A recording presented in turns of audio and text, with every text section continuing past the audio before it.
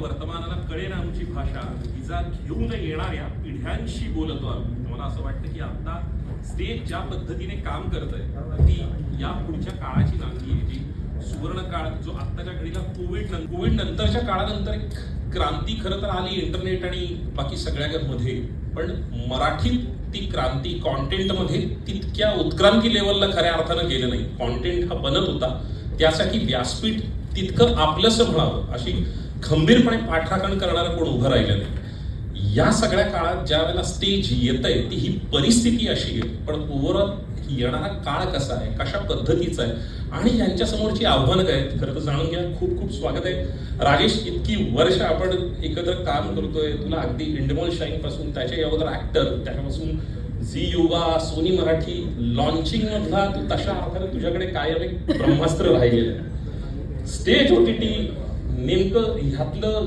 म्हणजे कंपनी नाही क्रांती आहे असं ज्या वेळेला म्हणता तुम्ही, तर ती क्रांती नेमकी तू कशा पद्धतीची एक्सप्लेन?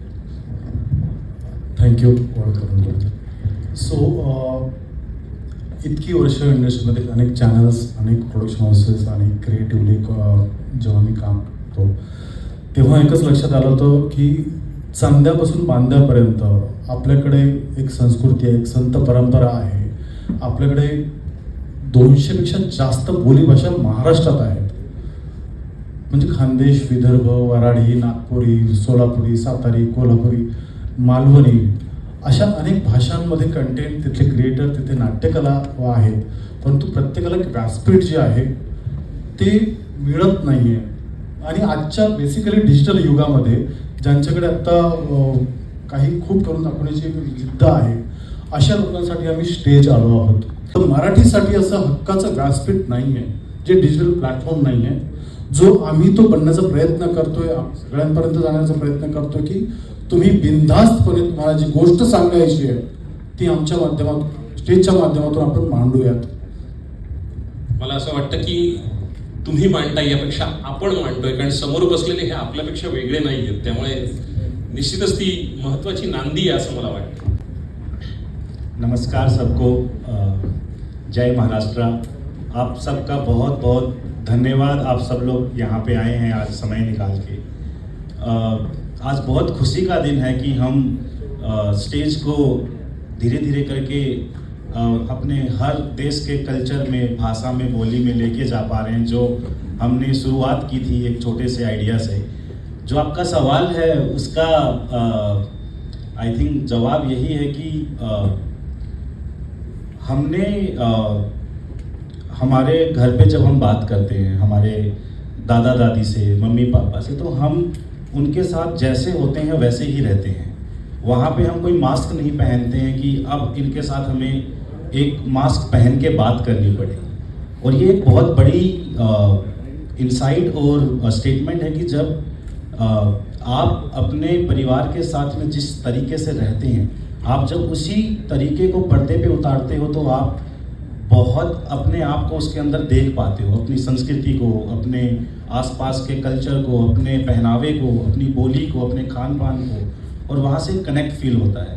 सो जो एक कहावत है कि कोस कोस पर बदले पानी और कोस कोस पर बदले वाणी, तो हमारे देश में हर 15-20 किलोमीटर में भाषा बदल जाती है, पहनावा बदल जाता है, संस्कृति बदल जाती है. तो इतना अमेजिंग देश है हमारा यहाँ पे. तो आई थिंक यहीं से वो एक इंसाइट मिली हमें कि हमें हमारी संस्कृति के लिए, हमारे बोली के लिए कुछ करना चाहिए.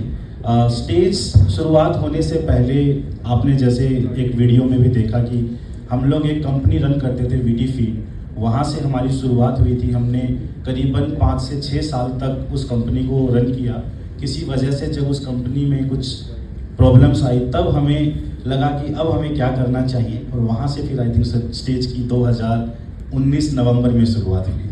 सो मराठीमध्ये करताना इतर भाषांमध्ये जसं हरियाणा किंवा गुजरात, राजस्थान आणि या प्रांतामध्ये नाट्यकला जी आहे ती एवढी विस्तारलेली नाही आहे जेवढी आपल्या महाराष्ट्रात आहे.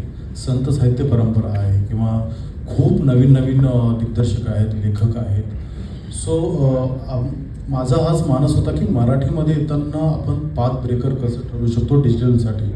सो वेब सिरीज म्हटलं किंवा फिल्म म्हटलं की त्याचे काही ठोकताळे आहेत, त्याचं गणित आहे, जे गणित सोडवता अनेक किचकट प्रश्न आहेत ते.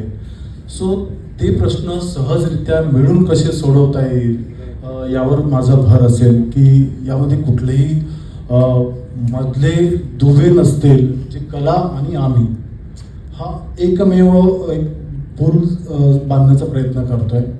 मराठी कंटेंटविषयी बघायला गेलं तर आत्ता ज्या पद्धतीने आम्ही कंटेंट ॲक्वायरी केलेला आहे आणि आगामी काळात वेगवेगळ्या फॉर्मॅट्समध्ये आम्ही काम करतो.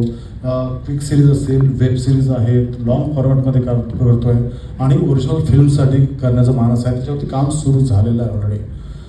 या सगळ्यांमध्ये महत्त्वाचं हे आहे की विषयाची मांडणी, त्याची निवड आणि तो प्रयत्न की आपण कसं पुढे जाऊ शकतो, जे परिणामकारक ठरू शकेल, जे सामान्य ऑडियन्स म्हणजे अगदी खेड्यातल्या मुलांपासून, कारण की आजकाल डिजिटल क्रांती झालेली आहे. त्या क्रांतीमध्ये प्रत्येकाकडे डेटा आहे. सो मनोरंजन जे आहे, आपल्या मातीतलं मनोरंजन बघण्याचा जो त्यांना मिळत नाही आहे ते देण्याचं, प्रोव्हाइड करण्याचं स्टेज म्हणून आम्ही पुढे येण्याचा प्रयत्न करतोय. सो प्रयत्न हा आहे की महाराष्ट्रातल्या प्रत्येक गावामध्ये एक गोष्ट आहे, आपल्याला लाभलेली महाराष्ट्राला संस्कृती आहे. सो त्या संस्कृतीचं ज्या पद्धतीने अजून पुढे आलेलं नाही आहे, ज्यांचं चित्रण झालेलं नाही आहे, अशा गोष्टींना पुढे आणून त्यांचं कसं मनोरंजन पद्धतीने आपण पुढे जाऊ शकतो, हा एक उद्देश आहे. त्यासाठी मी महाराष्ट्रातल्या सगळ्याच भागातल्या म्हणजे चांद्यापासून बांद्यापर्यंत जे काही कथाकार आहेत, दिग्दर्शक आहेत, सो या सगळ्यांसोबत काम करण्याचं उत्सुक आहे. I feel has a very good content compared to other languages. But tari sudha, none of the OTT platforms are interested in buying Marathi content for their platform. And what is the reason?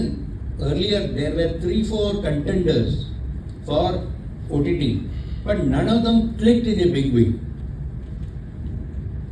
इसका अगर मैं आपको sir एक शायद ये ही है जिसको stage कोशिश कर रहा है सोल्व करने की. ये सिर्फ एक OTT का प्रॉब्लम नहीं है, ये हमारी सोसाइटी का प्रॉब्लम है. हमने कभी भी कल्चर को और हमारी बोली को वो जगह दी ही नहीं. हमें लगा कि बोली में, स्पेशली मैं हरियाणा की बात करता हूँ क्योंकि मैं हरियाणा से आता हूँ, हमें बोली बोलने पे, हमें जैसे हम वैसे रहने पे बोला जाता था कि आप तो अनपढ़ हैं, आप तो गांव के हैं, आप तो गंवार हैं. और वो जो कॉम्प्लेक्सिटी है जो हमारे अंदर भर दी गई है, उसने एक ऐसा दीवार खड़ा किया है बाहर कि आपको वो दीवार तोड़ने में ही उतना समय लग रहा है. तो मतलब मैं किसी OTT के लिए ये नहीं बोलूँगा कि उन सबका अपना अपना स्ट्रैटेजी होता है. शायद वो लोग पैन इंडिया को देखते हैं, शायद वो मास को देखते हैं, शायद वो अपने कंटेंट से एक लार्जर ऑडियंस को उस तरीके से कैटर करना चाहते हैं. बट स्टेज वहीं पे ये इंसाइट लेके आता है, स्टेज यहीं पे वो वैल्यू लेके आता है कि हम एक रीजन में, एक कल्चर में कैसे हमारी कहानियों को लेके जा पाए, उन तक पहुंचा पाए. सो ये मुझे लगता है OTT से ज़्यादा ये एक सोसाइटी का प्रॉब्लम है जिसको धीरे धीरे करके सोल्व करना पड़ेगा हम सब लोगों को मिलके.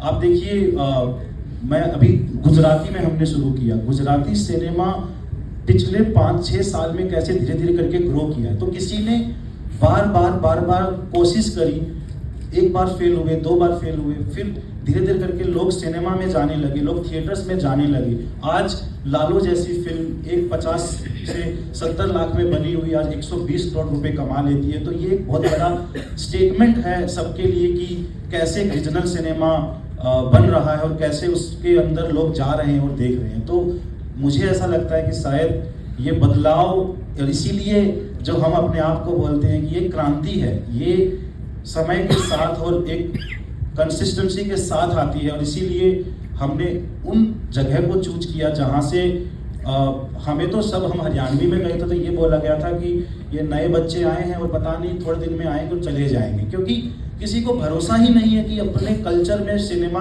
बनेगा और उस सिनेमा का कोई देखेगा. और वहीं से हमने शुरुआत की थी. मराठी में जहाँ तक मेरा जितना अभी तक का नॉलेज है, बहुत ही अमेजिंग रिच प्रीमियम कल्चर है जहाँ पे लोग बहुत ही रिस्पेक्ट और प्राइड के साथ कैरी करते हैं अपने कल्चर को. बहुत ब्यूटीफुल सिनेमा क्रिएट हो रहा है. शायद अगर स्टेज जैसा प्लेटफॉर्म आता है और वो एक अनलॉक करेगा उस क्रिएटर के लिए, उस फिल्म के लिए वो जगह तो हम उसको डिस्ट्रीब्यूट कर पाएंगे बहुत ज़्यादा लोगों के लिए। सो आई थिंक ये शायद वो जगह है जो स्टेज बना पाएगा, जो आपने सवाल किया।